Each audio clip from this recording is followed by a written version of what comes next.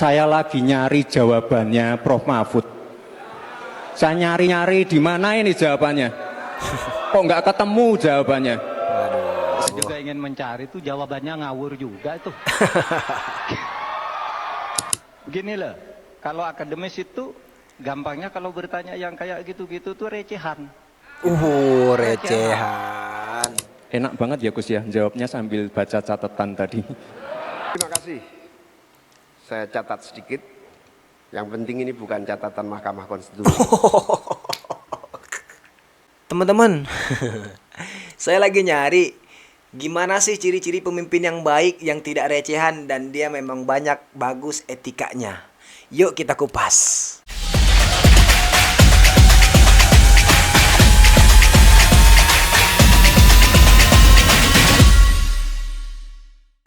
Pertama teman-teman, mencari pemimpin itu butuh adab dan etika. Apalagi sekarang ini banyak ciri-ciri pemimpin yang harus diperhatikan menurut pandangan Islam. Memilih pemimpin itu bukan hanya sekedar sifat yang recehan atau orang yang seakan-akan belusukan, padahal sebenarnya tidak. Karena sejatinya yang seperti itu biasanya tak perlu digaung-gaungkan di media sosial. Teman-temanku semua, dalam bermasyarakat itu kita mesti memiliki yang namanya beradab, beretika, apalagi khususnya di negeri kita tercinta yakni Indonesia. Kepemimpinan dibangun atas dasar konsensus nilai-nilai kearifan yang lokal. Jika kultur dan kearifan lokal saja dikaitkan dengan aktivitas kepemimpinan, maka ia menjadi sebuah entitas yang tidak bisa dipisahkan. Karena kepemimpinan tidak bisa terlepas daripada nilai-nilai budaya dan juga akhlak, kehidupan sosial, dan nilai-nilai baik yang ada dalam kehidupan dirinya. Salah satu ciri kearifan lokal itu memiliki tingkat solidaritas yang paling tinggi, teman-teman. Kenapa? Karena itu sangat konsekuen dengan lingkungannya, dengan tetangganya, dengan masyarakatnya, dan sebagainya. Dan kecerdasan saat dia memimpin masyarakat. Memikirkan setiap butir kata dan perangai-perangai apa yang akan terjadi, efek samping apa yang akan terjadi pada masa depan. Contoh dia ngomong seperti ini, kira-kira apa yang akan terjadi ketika aku ngomong seperti ini di masa depan, baik keturunan-keturunanku dan orang-orang yang menonton video dan orang-orang yang mendengarkan setiap butir kata yang aku sampaikan. Ketika seseorang itu diingatkan soal etika, maka orang yang berjiwa besar itu dia menerima atas kesalahan apa yang sudah diingatkan kepadanya. Bukan semakin agresif dan semakin seperti marah-marah, balas dendam dan sebagainya. Ini bukan sifat orang yang berjiwa besar. Sebagaimana seorang Gibran yang saat itu berada di atas podium, ditonton masyarakat Indonesia sebagai rujukan orang-orang yang akan dipilih sebagai pemimpin tertinggi di Indonesia, yang mana itu dilihat oleh eksistensi keilmuan dan kecerdasan yang dipandang oleh manusia dan orang-orang yang memikirkan rakyat Indonesia. Bukan lebih condong ke perlawanan antara Boruto, Naruto, dan Ishiki, antara negeri Konoha dan sebagainya. Ini kita lucu teman-teman. Ya, karena kalau dihitung dari Boruto, Naruto, dan sebagainya, ingat, Boruto tidak ingin menjadi seorang Hokage. Karena ini adalah perdebatan yang sangat rasional, yaitu kepemimpinan bukan stand up komedi. Ya jangan melucu-lucu dan sebagainya, baru ini terjadi seperti ini. Karena gini loh teman-teman, gak usahkan Gibran, Caimin, Pak Mahfud MD dan sebagainya, yang mana mereka itu melucu di atas panggung, gak usah stand up komedi dan sebagainya. Ya, ketika dia sudah duduk di atas kursi jabatan, lalu banyak hal yang tidak efektif terjadi saat ia menjabat di kursi, maka hal itu menjadi suatu stand up komedi terlucu bagi kami.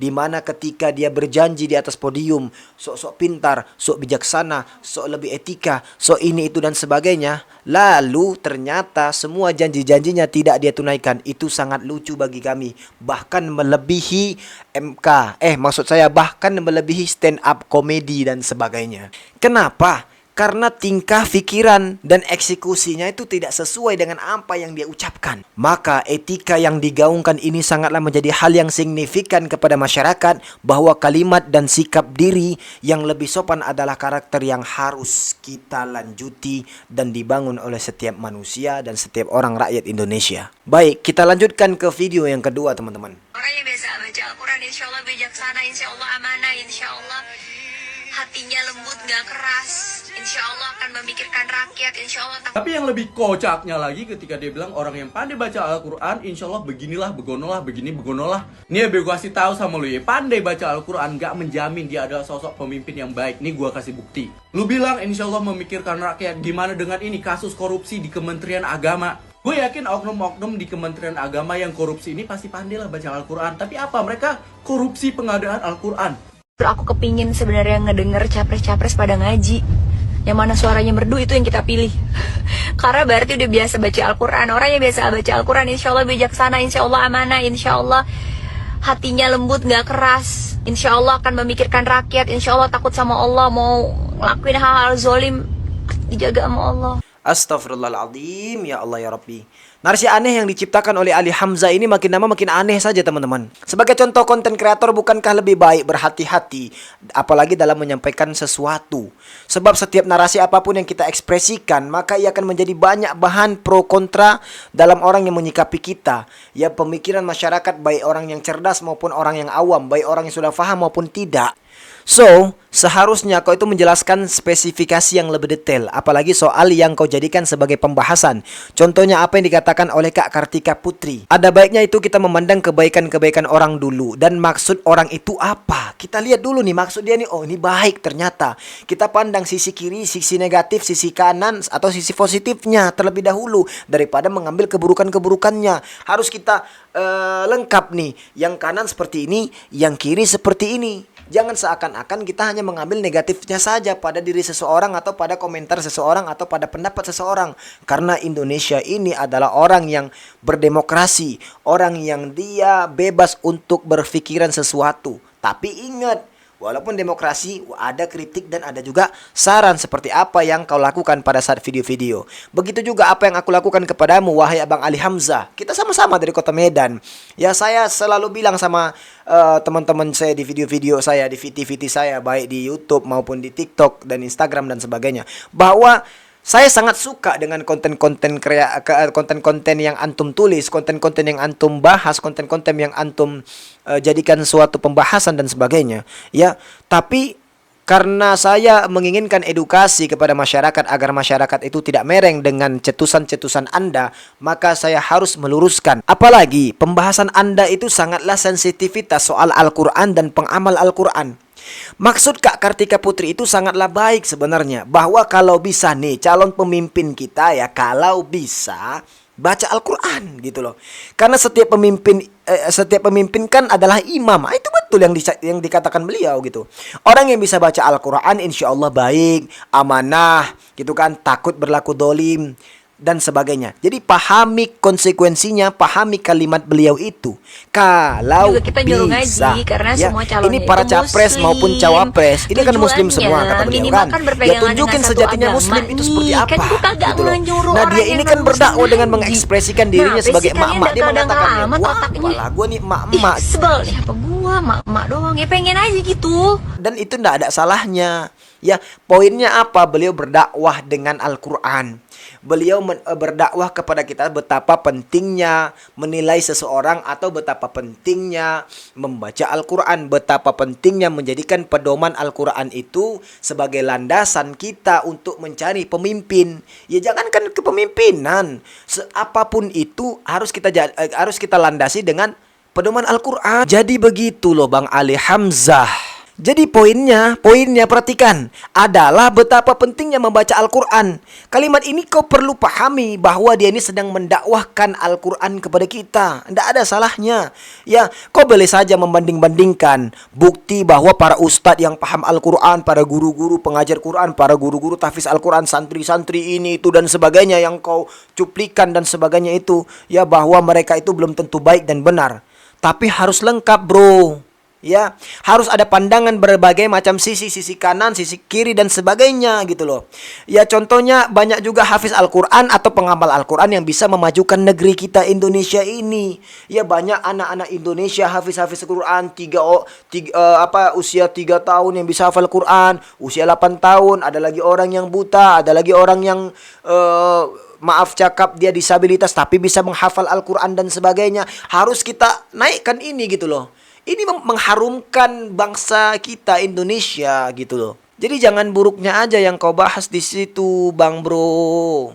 Sama halnya seperti ketika kita bandingkan Kak Kartika Putri sebagai seorang artis yang sedang berusaha merubah dirinya dan berhijrah. Kita bandingkan dengan artis-artis yang hari ini hanya memikirkan popularitas, yang dia tidak memandang bulu, baik itu jalannya baik ataupun tidak. Ya, kita bandingkan dengan Lina Mukhirja yang makan babi baca bismillah. Kita bandingkan juga dengan Oklin yang pakai hijab, ya, minum es krim seakan-akan sensualitasnya itu seperti orang yang sedang melakukan hal pornografi dan sebagainya.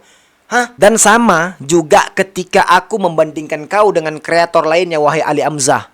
Contohnya apa? Banyak juga konten kreator kayak kau yang mana dia itu cabul, pakai narkoba, ini itu dan sebagainya, banyak kan. Tapi saya tidak seperti itu. Saya memandang kau nih sebaik-baiknya saya, lebih baik engkau lagi, wahai Bang Ali Hamzah.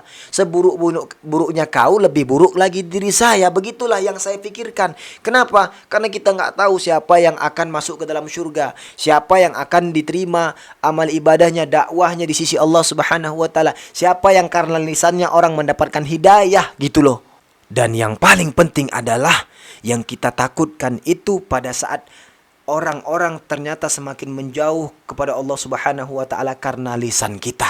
Camkan ini, wahai Ali Hamzah. Maka pahamilah eksistensi Al-Quran.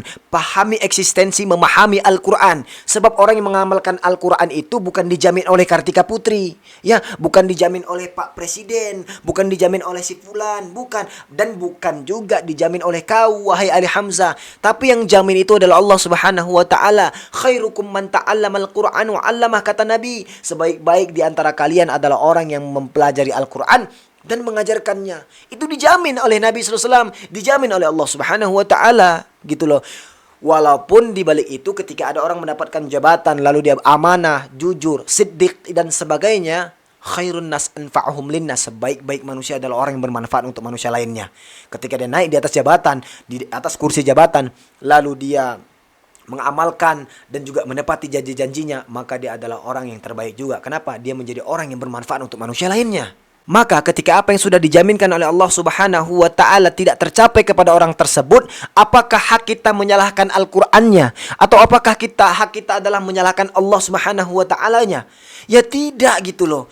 Tapi kita menyalahkan oknumnya, kita menyalahkan orangnya. Ya, hafiz Al-Qur'an kemarin di Padang katanya berzina di masjid, mahasiswa hafiz Al-Qur'an berzina di masjid. Apakah kita menyalahkan kehafizannya, menyalahkan Al-Qur'annya, atau menyalahkan masjidnya? Kenapa masjid bisa jadi tempat berzina dan sebagainya? Kita tutup masjidnya. Ya tidak, orangnya yang salah.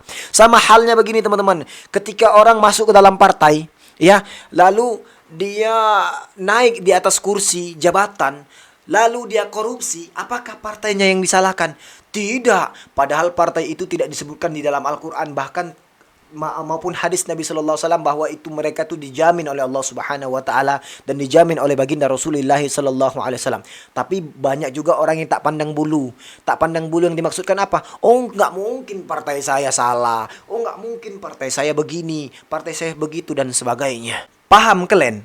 So, jadilah orang yang cerdas, baik penontonnya maupun si pembuat konten tersebut atau sang konten kreator itu. Demikian saja teman-teman. Ya, mudah-mudahan apa yang saya sampaikan ini sangat bermanfaat buat kalian. Dan kalau ini bermanfaat, jangan lupa subscribe. Mudah-mudahan ini menjadi amal jariah buat saya juga dan buat kalian juga. So, biar kalian juga nggak ketinggalan, intinya wajib kalian subscribe, tekan lonceng notifikasi supaya kalian tidak ketinggalan atas berbagai konten-konten yang kami ciptakan, berbagai konten-konten yang kami fikirkan dan kami bahas. Ya, yang mana teman-teman mohon dimaafin, beginilah konten saya, editannya kurang bagus, ya, mungkin gambarnya juga kurang paten, kalau bahasa orang Medan kurang mantap. Beginilah, saya juga nggak ngerti cara ngedit dan saya juga nggak ngerti cara ngerekam. Intinya semakin kalian dukung channel ini, insya Allah semakin saya semangat untuk membangun channel ini agar lebih baik lagi. Barakallahu fikum semuanya. Assalamualaikum warahmatullahi wabarakatuh.